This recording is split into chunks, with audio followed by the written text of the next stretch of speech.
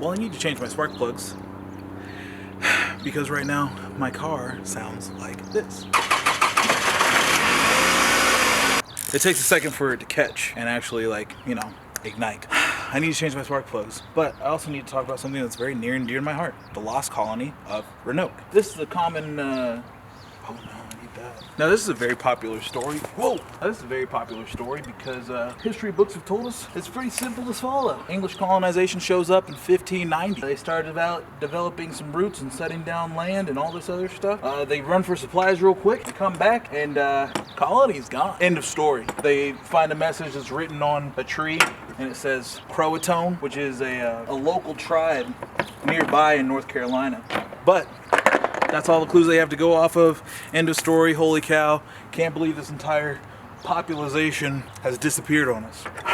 Well, like many things, the history books have lied. Now, here's how it really goes down, and I want you to be the judge. It all dates back to Sir Walter Raleigh. Born in 1555. He's an English born. He's the last born. He's a young buck, baby of the family. But he wants to prove himself. Luckily, being the last born, he gets all the good looks and all the good genes. He gets Queen Elizabeth to show favor on him. Turns out Sir Walter Raleigh is knighted in 1585. He has a lot of favor with Queen Elizabeth. So what does he do with all this favor? He gets more favor, he gets more money, and becomes a major player in the entire European, is it Victorian? You know, one of those eras of frillies and stuff. It's the 1500s, so they don't really have much to go off. So he wants to explore. He wants to be an early adapter. 1492, some guy was sailing some boats and stuff and discovered this thing. What does Sir Walter Raleigh do? He says, hey, I want to colonize that place that that thing discovered. So he wants to be an early adapter, and he says, hey, I want to gather some guys, I want to gather some men, and I want to start colonizing this new place that we just found. Colonization, obviously awful, but the logistics that go into it, kind of interesting. So he gets this guy, James White, and he says, James, I want you to go over here and I want us to establish a colony. And I want us to do it in such a way that I can sail from my home over here and I can sail over to your home over there. I don't know how much money it's gonna cost, but I just know I want my best guys on it. I want you on it, James. So this guy, James White, goes over to North Carolina and he sets up this place. James is used to colonizing places because he just had this place called Raleigh Lane fail. And that was in 1585. He wants James to do his best because he doesn't want another failure on his hands. So he sends this guy, James White, over there, and he says, hey, set this place up. Let's get colonizing. I know it's going to be dangerous, but I want you to do your best. James says, okay, let's get colonizing. So he colonizes this place, and he calls it Roanoke. Well, Roanoke is, you know, hard to get off the ground. It's North Carolina in 1590. So he goes over there with 100 settlers. Maybe it's like 119. So he goes over there with a handful of people. He starts settling, starts colonizing. Wouldn't you know it, the local natives would have something to say about it. So they start getting into some political battle. Political battles meaning arrows and bloodshed and endangerment of the colonizers because maybe they shouldn't have been there or whatever. So it's a dangerous place. Everybody knows. As James White is colonizing this place, Sir Walter Raleigh is sending other expeditions out. He's exploring. He's doing a lot of things because he heard in South America there was this new thing called gold. Maybe we should get some of that stuff. He wants to put his hands in multiple pots, if you will. So he's like, well, I got this guy James in America.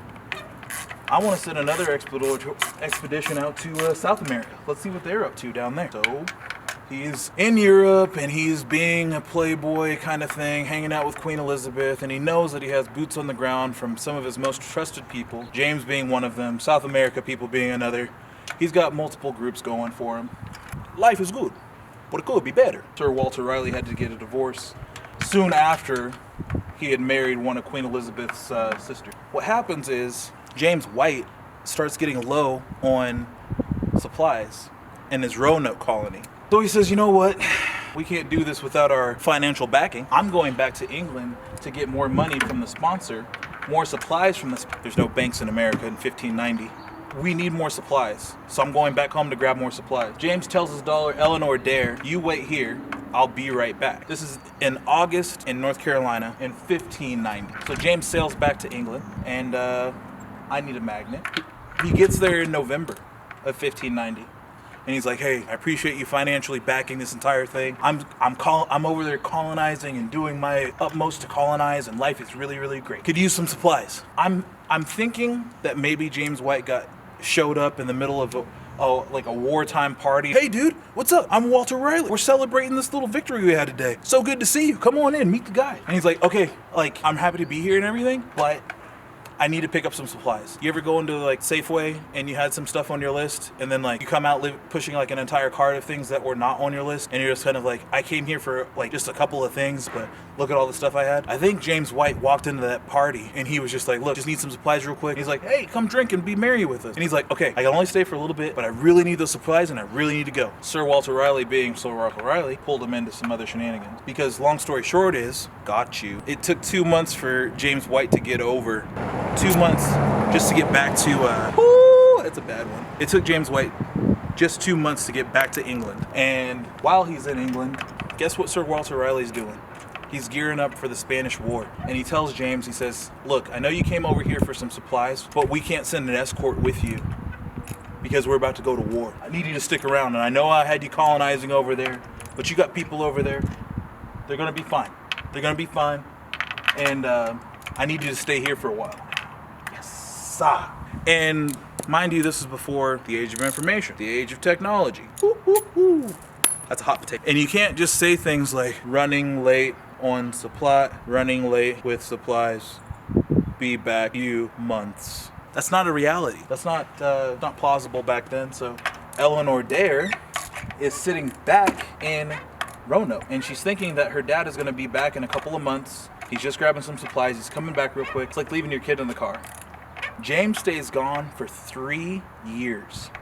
That's like going into Safeway and then not coming out for 3 years. I came in here for a couple of supplies, and now they rebuilt the entire store, redid everything. I haven't left these Safeway walls in 3 years. Eleanor is in America by herself, dealing with the native population, dealing with colonizing, and she's probably pretty bored and scared out of her life because she doesn't know if she's going to get killed, if she's going to be able to colonize the way that colonizers do. I don't know how that works. James stays gone for 3 years, and he comes back to Roanoke after the Spanish War is done, after Sir Walter Riley lets him leave after the parties and whatnot. He gets back to America after being gone for 3 years when he just wanted to go back for supplies, and Roanoke is completely gone. The entire colony is gone. Nothing is built.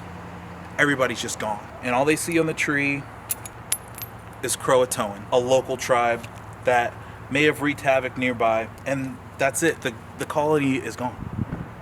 So, showing up to a lost colony right where you left them, James White is pretty pissed. Where's my daughter? Where are the people that I left here? I left 119 colonists right here. Where'd they go? So he shows up to the islands, Croatoan Islands. Doesn't find his people. He canvasses the neighborhood a little bit. Doesn't find his people. And he just kind of like, he's just done. He's just done. He's like, okay, my entire colonized people are gone. I came back with supplies and I was ready to, maybe I was gone a little bit longer than I should have been gone, but everybody's gone. So there's this whole thing about, Michael, what is going on? So there's this whole thing that maybe the lost colony of Roanoke, maybe they just all got killed. Uh-oh. Maybe they just left. Since there's no clear, concise evidence on what happened, there was no way to just leave a note back then. So they were just like, hey, Croatoan, come to this island and see. Nothing was there. So James ultimately just gives up hope, and he just heads back to England. And he ended up dying in 1593 without knowing where his daughter was and without ever finding his colonist. And that's the lost colony of Roanoke. Now, the theories come out. I mean, they think maybe this colony just got killed by all the local natives, and they just had a bloodbath because it's like, hey, you're colonizing our land, we're gonna kill you. That's it. That's one theory, plausible theory. 1590, sure. Also, it's 1590. You got to worry about diseases. You got to worry about wolves and coyotes. And when you tell you this family, these colonizers, that you're going to be gone for a couple months and you don't show up for 3 years, winter, summer, winter, summer, winter, summer, and you expect everybody to still be right where you left them? Come on now. More plausible, they probably left. It was probably getting really bad back on the colony, and they were like, we need to leave. We can't stay here and do this. James said he was going to be right back. Something must have happened. We can't get letters here. We don't know what's happening. So we need to leave. There's a history thing. I'll link it in the description below. But there's a History Channel thing that went over Eleanor Dare and these stones. And they said that they had all these messages left on stones. And it said, hey, sorry that so-and-so and so-and-so passed away. These stones were discovered in 1937. And they discovered 48 stones up until 1940. And since it was so early and since there were so many stones found, there's no way to authenticate them. And these stones were found from Georgia all the way over to like Louisiana within like a 300-mile span. It covered a couple states. I mean, it covered a lot of distance. And in 1590, 300 miles is a lot of distance. But there was no way to authenticate these stones, and I cannot get this.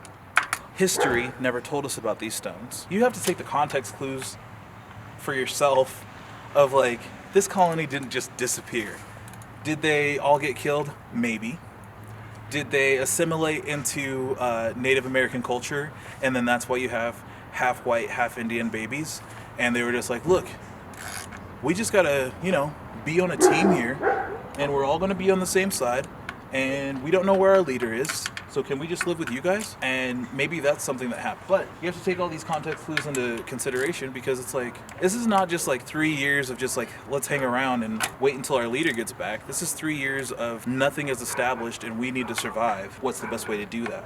What they ended up doing was probably moving out west, probably assimilating into culture, and these 1937 Eleanor Dare Stones are probably authentic. And she was probably trying to leave her father some clues, being like, hey, if you make it out this far, 300 miles deep, this is what we're doing, this is where we are.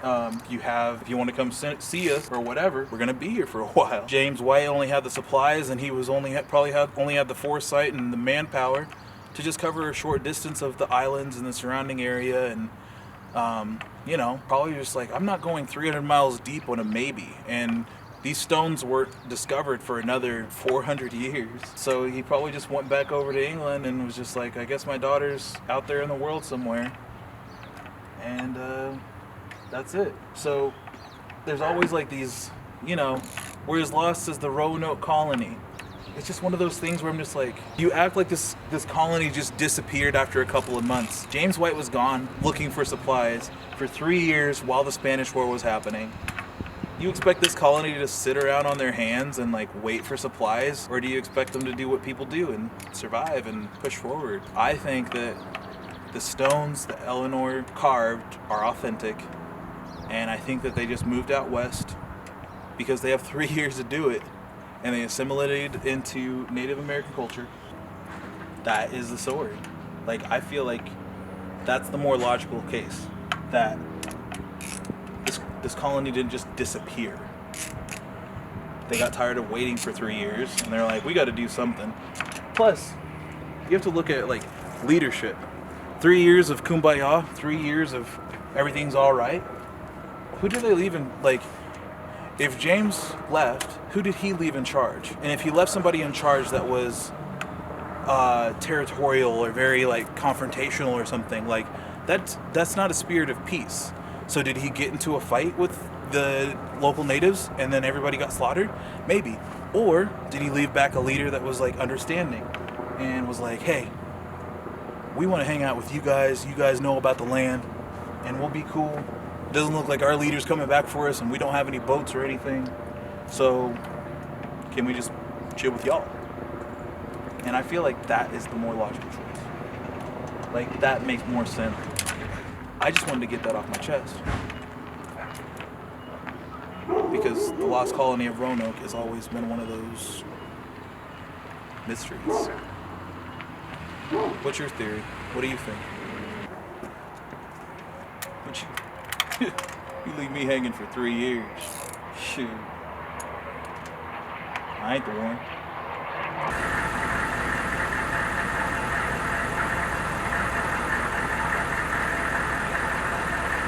Come on, man. Oh, hey.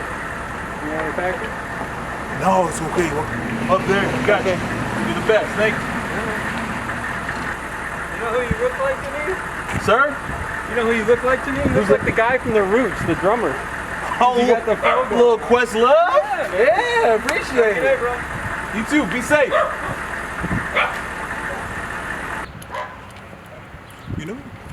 You know you look like Questlove with the fro? Shut up. Come on, Fit. I know I look good. I don't need you to tell me that. I know I look good. You know who you look like with the hair?